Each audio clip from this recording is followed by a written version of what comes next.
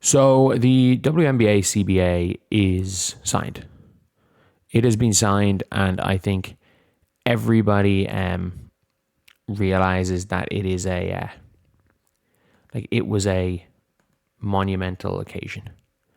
And one of the big things that I don't think people realize has happened is that like there's not going to be a delay.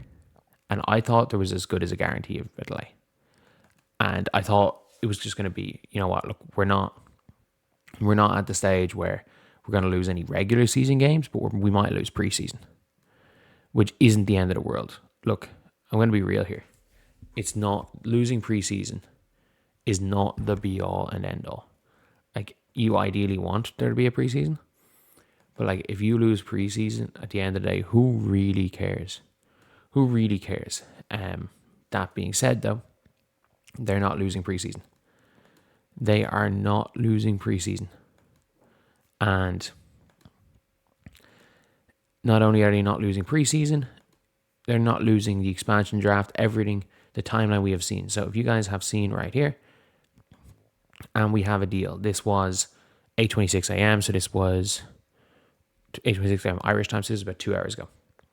The deal is going to be transformational. It's going to build and create a system where everybody's getting exactly what they deserve more. I was excited we can call our fans and that we're going to be back. But at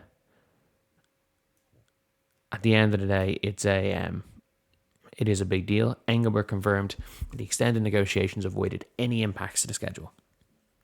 Training camp is set to open April 19th, followed by preseason games beginning April 25th and the start of regular season May 8th. So, yeah, overall it seems like it's all things good to go, and that is mad. Like, that is actually mad. Like, I thought it was as good as a guarantee of a delay. I thought it was as good as a guarantee of a delay. And this is as far as recently as yesterday. I didn't think it was as big a deal. Like, I still thought they weren't going to lose regular season games.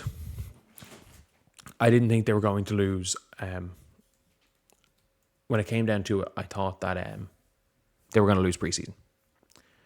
I thought they were going to lose preseason, and I thought losing preseason isn't the be all and end all. Like, you're okay. If you lose preseason, you're good. It's not the biggest deal in the world. That being said, like, losing like regular season is not ideal. Is not ideal at all, to be honest. But obviously, Kathy Engelbert has confirmed that it has been signed. It has been signed. So, look, at the end of the day, we're now in a situation where we are kind of happy. We're all happy. Like, it doesn't really matter if look, there's no world where players got screwed. It doesn't matter if you feel like the players overplayed their hand.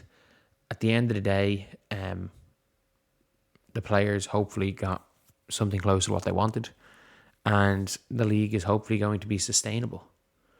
And I think that's kind of the biggest thing, where it's like, look, the league obviously was not sustainable in what the players wanted originally. 40% of gross rev. Like, the league would have already gone bankrupt. Like, players getting 40% of gross rev, the league wouldn't have lasted a season. Like, even 30% of gross rev, because of the revenue structure of the league, it wouldn't have lasted. And we've now got a situation where both sides signing the CBA, and no delay is huge. It is absolutely huge. And yeah, I'm really, really surprised. So, like, look, preseason kicks off April 25th. I think preseason kicks off with like Fever Liberty. And Fever might beat the Liberty by 60 points in preseason. If you guys don't know, the New York Liberty are hilariously bad in preseason. Like, they have been hilariously bad. Like, it's not like, for example, last year where, like, I'm just trying to think of like games that mattered in preseason. I thought the Atlanta Dream went out hard against the Indiana Fever. Like, they went out hard. Like, they were full court pressing Caitlin Clark. And like, so what you call it, and then the Brazil game didn't matter, but the Washington Mystics game where Kiki Iriafen freaking what you call it choke slammed Sophie Cunningham, like that was a heated preseason game. And then the rookies from the Mystics trying to shake hands and the vets being like, no, we don't shake hands. Like that was just madness all around. It was a mad preseason. But like that's a month away. Like that is a month away. The gap between that was the start of May last year.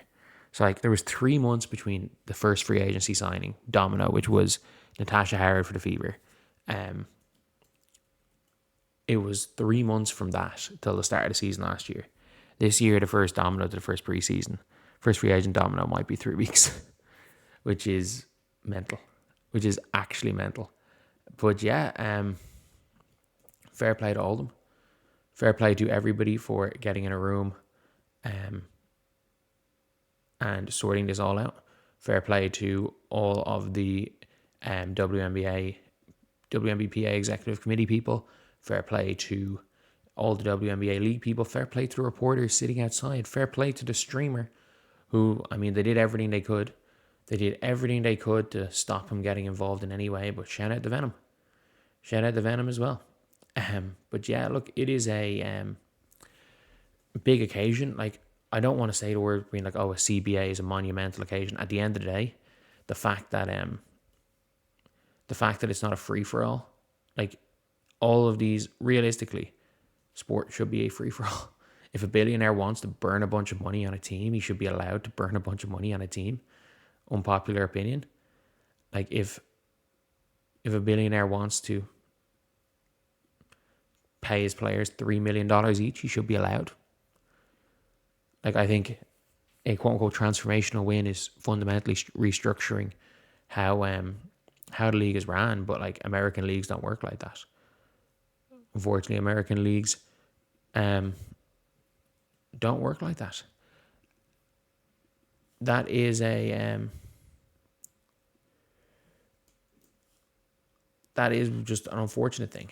But at the end of the day now, we are signed, sealed and delivered. The season is starting on time, and thank God for all of us. For all of us that are fans, and let's be real, if you're watching this channel and you're watching this video early, you probably are excited for the season. For all of us that are fans, from just a pure fan perspective, thank God. And for saving my own ass financially, and for this being my job perspective, thank fuck.